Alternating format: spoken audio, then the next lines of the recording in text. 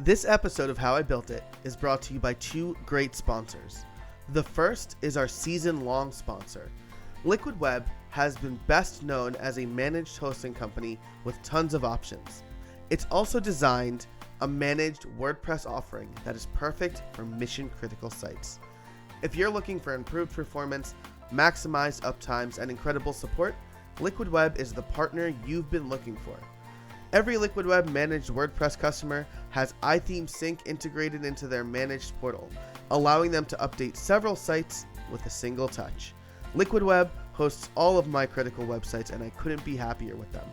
If you sign up today, using the discount code HowIBuiltIt33, you get 33% off for the next 6 months.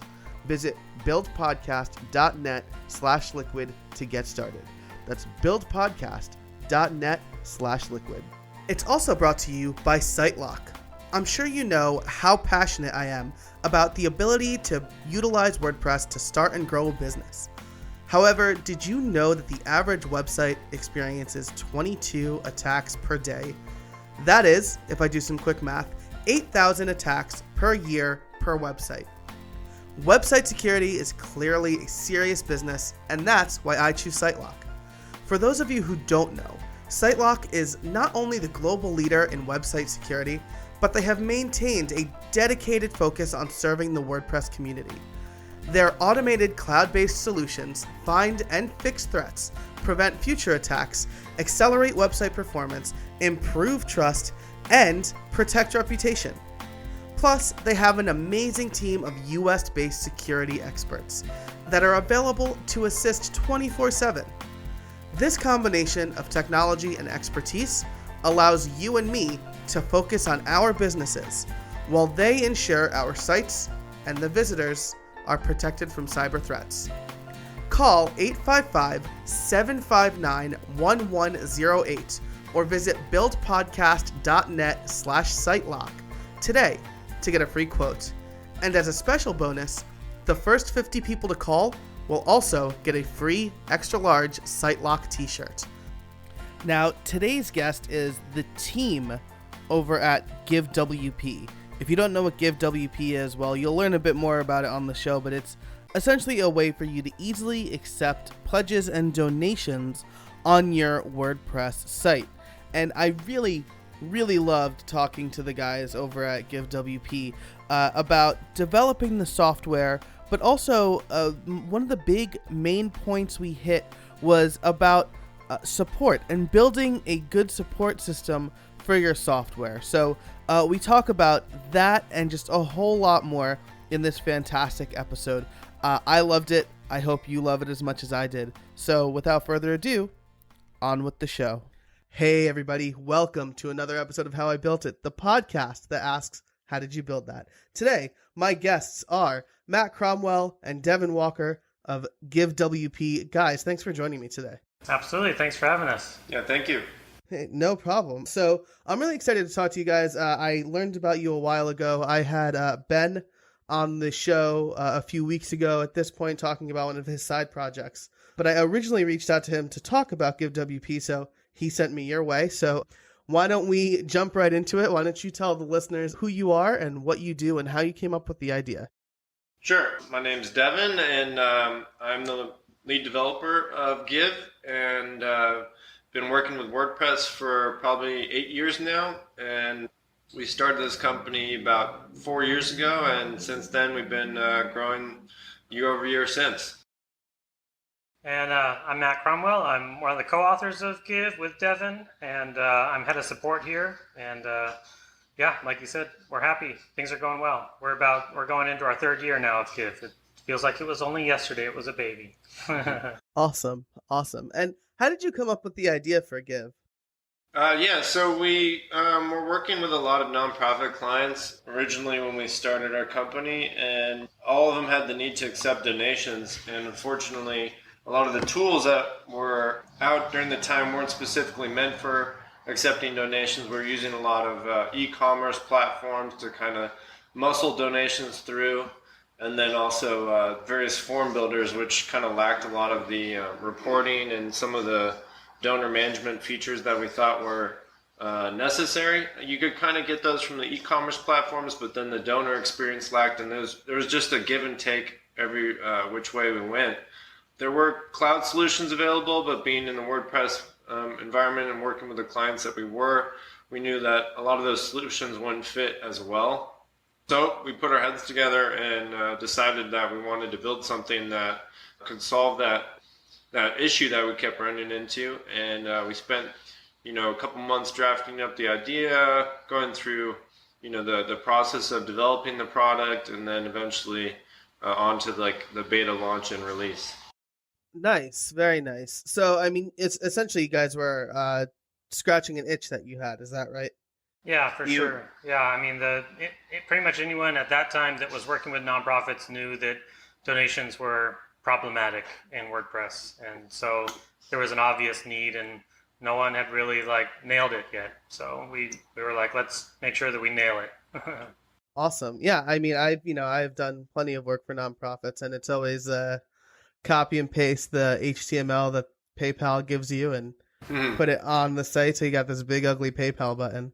Yeah. But yeah, so this sounds great. So this actually reminds me a lot of Patreon, right? Which is like a hosted solution. Are you guys familiar with that at all? Yeah. Yep. So would you say it compares to Patreon, or it does more or less than that, or? Patreon's a different type of fundraising. It's a very specific kind that's focused a lot more on milestones and whatnot. And they have some other types of variety as well. But they were really launched more as in a specific type of fundraising technique. So kind of like a hosted form of Kickstarter in many ways. Whereas we're more focused on the general online donation need in general, not on a specific type of fundraising. So we're branching out more and more into different kinds of fundraising. And a lot of people have extended Give in different ways to do different types of fundraising with Give.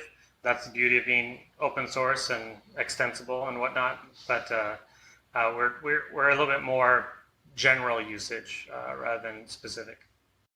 Nice. Yeah. Okay. So that makes a lot of sense. And, I had Andy Stitt on the show in season 2 talking about, developing websites for nonprofits. And there's, I think probably a stigma, right, of doing work for nonprofits, that there's no money in doing work for nonprofits. But GiveWP, correct me if I'm wrong, is it freemium? Is it free with paid add-ons? Is that right? Correct. And you guys are building a business around that, right? Yeah. Or you've built a business around it, clearly. Yeah. Cool. So are most of your customers like nonprofit organizations or web developers who do work for nonprofits, or? A little of both. I mean, the nonprofit organizations are the end result of how Give is implemented most often, whether or not it's the actual employee, like a secretary or a tech guy from the nonprofit, or it's an agency or a freelancer that's implementing it on their behalf. It's, we kind of think it's kind of 40-40 and then 20% miscellaneous in terms of customer base. But that generally speaking, nonprofits love using Give. So, and they are the large majority of our customers for sure.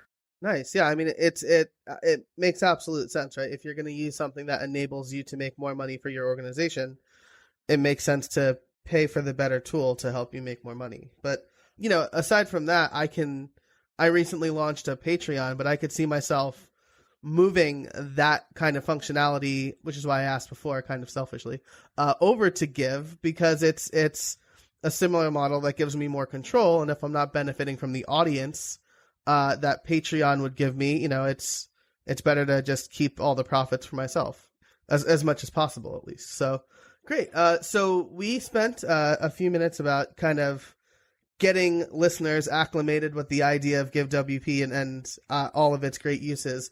We touched on this a little bit, but what kind of research did you do when jumping into is this your first paid plugin? No. Mm-mm. Okay. So then what kind of research did you do specifically for GiveWP to market that and get that out into the open? Yeah, well, we did a lot of outreach to our current customers or clients that we were working with. As I mentioned, we were working with a number of nonprofits. And Matt did a lot of, idea kind of passing off through his connections as well to see what they thought about it, what kind of features they'd most want to see, and what, type of admin interface and front-end interface would be best put together for the plugin. So, it was a good couple weeks, probably 4 to 8 weeks that we spent kind of in the idea phase, kind of, hashing out these details that, would eventually become the plugin.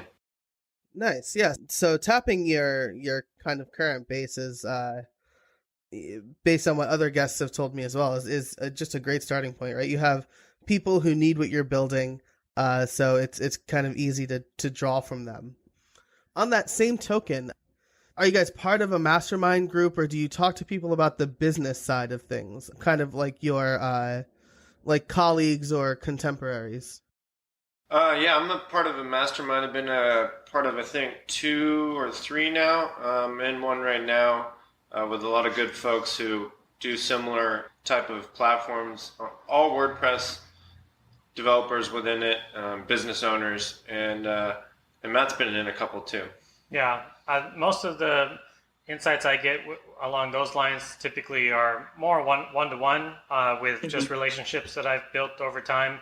I love to ping folks on Facebook and be like, hey, you got 10 minutes to chat about subscriptions or something like that. And that's what's great about the WordPress community in general, is everybody's so eager to share their insights and their knowledge, and I take advantage of that every time I can.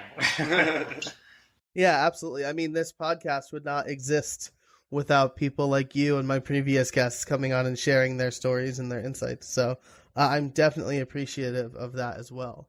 So we've talked a lot about kind of the building the plugin at this point, and we're getting to the title question. But Matt, you mentioned that you're head of support. Is that right? Yep.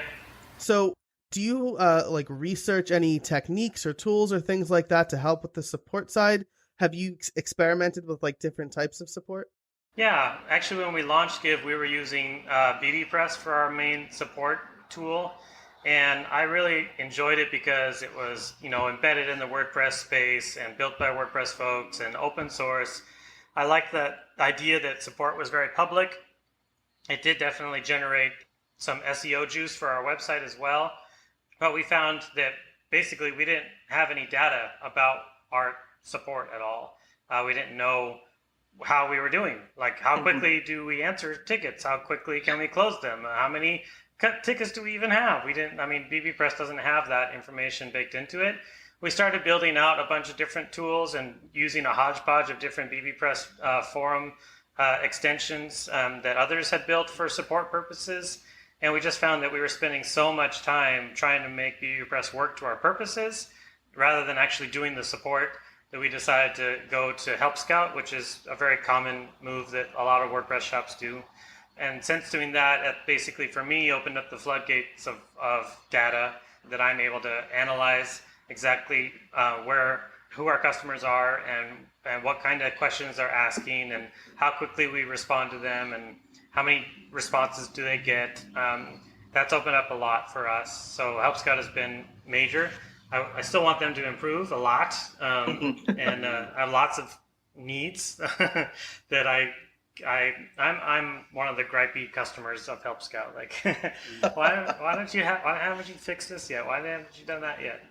But that's been really good. And I also have I did actually a presentation last year at WordCamp LA on scaling support with data, and that kind of shares a lot of what I've been doing in terms of we're just starting to grow at that point, and I wanted to know what I should expect in terms of what if I wake up on a Monday and I've got 5 times as many tickets as I can handle. Like, I didn't want that to ever be the case, so I wanted to get some sort of formula in place to know where our trends in sales and support tickets were going, so that I knew when I needed to push the gas to hire some new support. So, and that's proven really valuable. So that's awesome. So I'm going to, assuming that your talk is up on WordCamp TV, I will link that in the show notes for anybody interested. But I love that. I love that I have both of you on the show, because building the product is one thing. I feel like for a lot of people, or maybe just me, like support is kind of an afterthought. Like I'm going to launch the product and then I'll think about support later.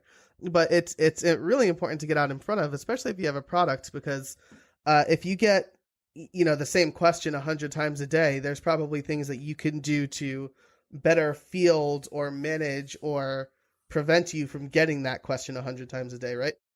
Yeah, for sure. I mean, the way we think about, actually, the reason why we're both on here and the way we run everything is because all of these different departments overlap with each other a lot. We can't do quality development without the insight and feedback that we get from our support channel. And we can't do really good marketing unless that's informed by our development. And marketing gets a lot of insights just by jumping in Help Scout regularly. And so for us, the whole thing is very much a team endeavor. None of it could really happen without the other. So the same just with support, like everything I do right now is really highly dependent on my team to get it done, and it's super important. But I mean, there's a Pressnomics, I think 2 years ago, Brian Krogsgaard did this great presentation about the state of WordPress businesses. And one thing he said that will stick with me forever, he's like, you built a plugin, congratulations, you're a support company. And it's really, really true. I mean, you can't function in the WordPress space if you have a product without high quality support. And the folks that don't put support front and center don't get it. Yeah, absolutely. So that's great. Well, that's excellent. I really love what Brian Krogsgaard said. It makes perfect sense. And now that we are about halfway through the show, let's get to the title question. So since I've got both of you on, I know, Matt, you just talked a little bit about your tools, but maybe you can expand on a couple or talk about techniques. But how did you build GiveWP? And you could talk about your process or your tools or whatever. And then how did you maybe talk about the first time, Matt, that you had to scale support and how you built that to scale? Yeah. Tools for me, I mean, basically are the things that I interact with every single day are Help Scout, GitHub, PHP Storm, and my local environment, which currently is desktop server. And those things for me are the crux of how I get everything done. When it comes to understanding my customers, of course, and the way support is going, I take the data that I find in Help Scout, and they have some really good reports that come right out of the box. You could just click a couple buttons and get a pretty decent report of an overview. But for me, I also needed to know how support related to sales. That for me, I can only know what the trend is if I understand support tickets compared to sales numbers. And those numbers aren't in Help Scout. So what I did is take our sales data and I put it into a Google spreadsheet. I take our Help Scout data, put that into the Google spreadsheet, line them up in different columns, and then I push through my different formulas. My formula I use week to week now is actually very different than the one that I shared at WordCamp LA last year, but it's all based on the same idea that I have to understand support ticket numbers compared to sales numbers. And all of that, basically, that's my final tool is Google Spreadsheets, basically, or Excel or whatever you'd like to use. But plugging that in there and running those formulas that way is crucial for me personally. Does that answer your question, or am I getting at the heart of it? Not totally sure. Yeah. Mm-hmm. Yeah, absolutely. It's a pretty open-ended question, so I get a lot of different answers, but that was really good. You kind of talked about your tools and why you have those tools. So, Devin, why don't we talk to you about the development side of things? What was your approach to developing Give and stuff like that?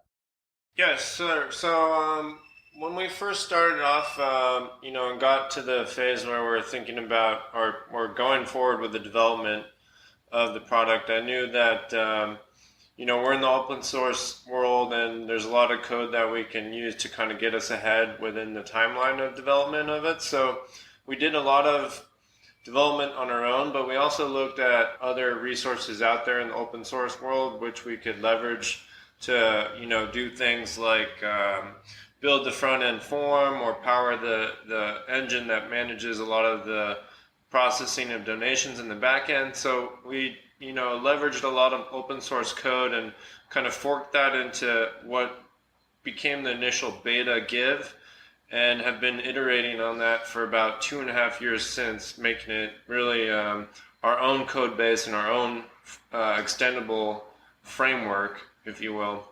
And it really allowed us to bootstrap our company and to get to market a whole heck of a lot faster than if we were to just build this all from scratch. So, there's a lot of different types of developers out there that really can see the power and can harness the open source environment or community that we're in, and then there's others who want to really just build everything from scratch. They only trust their own code.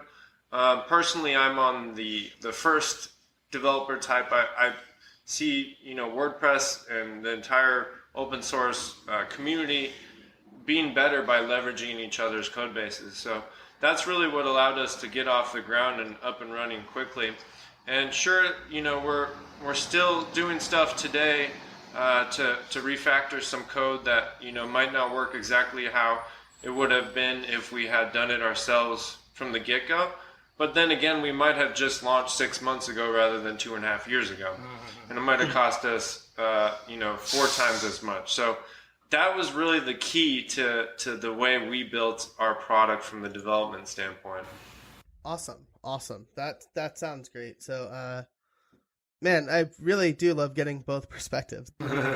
Cool. So why don't we talk about, and Devin, you hinted at this a little bit from the dev side, what transformations has Give gone through? So, maybe you launched with a specific feature set and you added this big piece of functionality later, or that's the kind of question this is, right? Like, did you launch add-ons later and stuff like that?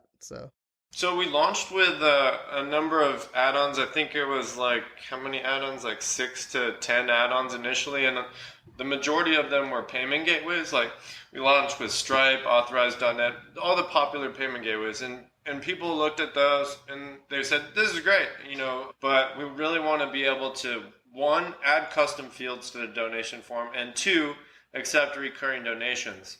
So we didn't really suspect that when we launched. We knew recurring donations was going to be a big feature, but the amount of development that would have taken to launch with our product would have been very difficult to get that to work, to launch at the same time. So about 6 to 8 months after we launched, we released recurring donations, and then I think around the same time frame, we launched Form Field Manager, which allows you to add those custom fields. Both those add-ons were pretty much must-have add-ons for a lot of our customers. And I mean, if you look at the success of our plugin, the first 6 months, it was doing all right. But then after we released those add-ons, and we released them at the right time, we really started to see some success in the product. That's awesome. So I want to parse out what you said about the right time. Was it like a specific time of year that you launched it, or was it just like a specific time in the life of Give that you did it? Were you guys like starting to pick up steam? Can you like elaborate on that a little bit? Yeah, I think it would have been nicer if it was in December when a lot of the giving happens, but we didn't want to launch a sort of beta version at the time, so we launched in early January, and we kind of played off of it's a new year, here's your new products, and Matt did a lot of the lead up and build up to the launch. So Matt, why don't you kind of talk about what you did to kind of get the word out there and all that? Yeah, I mean, that goes a lot to what I was saying earlier about how our departments depend on each other. During the time from like halfway through development of recurring donations, for example, I was getting, 10, 15 requests a day for recurring donations. And I thought people were going to come out our office with pitchforks and torches because they were so adamant that you can't be a donation plugin without recurring donations. And I just kept saying, we know, we're building it, it's going to be incredible, hang in there. Early on in that phase, I learned the number one lesson that every plugin developers should know is that's never give deadlines. I did the bad thing of telling some people that we were going to be done at a certain time, and we weren't even close to that time. Yeah. That's kind of where the pitchforks came from. But the biggest thing was just basically when people start to say, I really, really want this, and you're like, I know you want it. Don't push it away. Like, be like, okay, mental note, or tag it or something, put it somewhere, because once you finally do have it, it's time to push. Be like, hey, that thing that you said you desperately needed, it's available now. And even before the launch, we emailed out a couple emails saying, hey, it's coming very, very soon. Here's some previews of it. It's going to be amazing. Basically, the word I use all the time is prime the pump. When you're getting ready for a big release like that, you have to prime the pump. And I've seen a couple shops do a really good job of that. Beaver Builder did a really good job of promoting their Beaver Themer, I think is what it's called. They had a long lead up to that and did a really good job of creating excitement around that release. And I'm certain that paid off when it finally was released. I keep meaning to follow up with them. I chat with them often to see how successful it was, because it seemed like they did a really good job there. But the more you can prime that pump for something that's a must-have, like Devin said, the better it is. So, and that's really done. I really do think, like, person to person. You could write blog articles and whatnot, but if you know somebody is interested, you have to hold on to that conversation and circle back on it, and say, hey, we're about 2 weeks out from releasing this. I know you said you want it. It's going to be great. So that when that final email does come, they jump immediately, which is what they did with Recurring. It was a big deal. It was great. Nice. That's awesome. So we're coming up on time, and I've still got the 2 questions I like to ask the most, and then the bonus round. So what are your plans for the future? Forgive? Or me personally, I'm taking off. He's out. Yeah. What are the plans for the future of Give? Do you have any at the time? So this is being recorded on May 25th, the 40th anniversary of Star Wars, I gotta say. Nice. Oh, wow. It's probably going to launch. People are listening to this now, and it's probably July. So did you just launch any new put yourself in July? Did you just launch any new features? Are you close to coming out with anything new? I know you just said never give deadlines, but yeah. So come July, we're going to be coming up onto our 2.0 release, which I mentioned we're doing a lot of refactoring in the core plugin. But we're also enhancing a lot of the features, such as how emails are created, how they're previewed, how you can send test emails, how you can have multiple recipients. We're doing a whole lot with emails and customization on that. As well, for developers, there's a whole lot of good stuff under the hood. We're coming out with this new Forms API where you can pretty much make any sort of donation form you want, whether it's a one-page simple form or a multi-step form similar to how maybe Obama's form works on his charity website. Really making it possible for you to make any sort of donation form you want with Give. As well, we're also going to be doing a lot with our database schema and really reorganizing a lot of the data so it can handle, one, it's more efficient and more lightweight on your core WordPress tables. So we're going to be moving a lot of data out of some core WordPress tables and into our own tables. You see a lot of these top e-commerce plugins like WooCommerce doing this now. Back in a couple years ago, custom tables used to be sort of looked down upon in WordPress, but now, as long as you're responsibly handling that data, making it easy to uninstall that data when you want and to remove those tables, it's actually a really good thing. So 2.0 is chock full of good things. As well, we'll be releasing new add-ons. We're going to be working on peer-to-peer and some crowdfunding add-ons here in the next couple months. So, if you want to make a site similar to like Kickstarter or maybe Patreon, more of a directory style, peer-to-peer sort of campaigning, that will be available within, we're thinking, if we're in July right now, we're in the time frame within... No deadlines, No deadlines, yeah. But yeah, those are really priorities for us, and that's what's coming up in the future. Nice. So those are maybe out and maybe coming soon, depending on when this episode drops. So, no promises. Definitely planned. Yes. Yes. But that sounds fantastic, and I'm excited to check those out because that sounds like a lot of really, really great stuff that's going to be, I think more obviously applicable to more than just the nonprofit community like we were talking about at the top of the show. Awesome. So my favorite question to ask, and you both can give an answer if you'd like, do you have any trade secrets for us? It's a tough question. What are trade secrets? Are trade secrets or WordPress in general trade secrets? Anything that you deem worthy advice to give to the dozens of listeners. I'm just kidding. It's like a lot of, I love my listeners. Hundreds of thousands of listeners. Millions of listeners. So. What is a trade secret? I don't know. Go to meetups. That's not really a secret. We're big on community, that's for sure. Nice. In open source, there are no secrets. Yeah. Transparency. Me personally, like when it comes to, like I was saying that I like to, I lean on other people all the time for their insights and everything.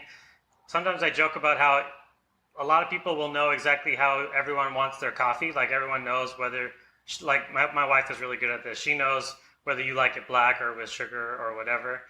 Me personally, my thing is I have a thing where I know everybody's bat phone is what I call it. I know if they like to be contacted on Skype or on Twitter or on Facebook or in Slack or which Slack it is. Like that's one of my things. I'm like, I know where people like to be contacted because I want to be able to get a response back quickly and not be like, oh, I didn't see this for 2 weeks. So yeah, that's great. That was actually two great pieces of advice, right? Go to meetups. There's likely one in whatever town you are in, and know how people like to be contacted. That's great because like people will send me like a Facebook message, and I will not see that for weeks, or I definitely won't respond to it for weeks because I don't have like the notification badge turned on, the thing that's telling me like, hey, get rid of me because it bothers you. I can't have any like I have a game where I need to get rid of the red badges on my phone. So text messages are probably the best way to get an answer from me. Awesome. Well, thank you so much, guys. We're on the bonus round. We're coming up to the bonus round. I'm going to ask you 5 quick questions. You give me your gut answer to them. Let me know when you're ready. Ready. All right. What's your favorite book? The Physician. Pillars of the Earth. Nice. I've not heard of either of those, so I'm going to check both of those out. Pillars of the Earth. What's your favorite music? Emo. Emo, nice. I'm gonna go with funk. Funk, very nice. So, it's either funk or jazz. It depends what mode I'm in. Nice. So I was at least in high school a big emo listener. What's your favorite band, Devin? Wow, that's hard. I don't know. Saves the Day is a good band. Saves the Day. Yes, I'm going to listen to Saves the Day after this now. That's why I ask these questions. I need ideas. For example, it's around dinner time for me now, so what's your favorite food? Mexican. Definitely Mexican. Man, that is quickly becoming the most popular answer, like tacos or just Mexican in general. I think we have a commonality in the WordPress space. What's your favorite sports team or who's your favorite athlete? Arizona basketball and favorite athlete, Ricky Fowler. Nice. I gave up sports in order to have a family, but Tony Gwynn was always my big hero. Tony Gwynn, very nice. That's right, San Diego guys, right?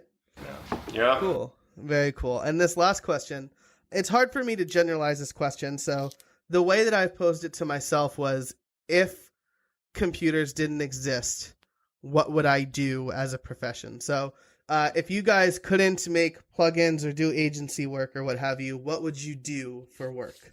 Teaching. Nice. I'd probably be in the military or something. Wow. Very nice. Very nice. I like that.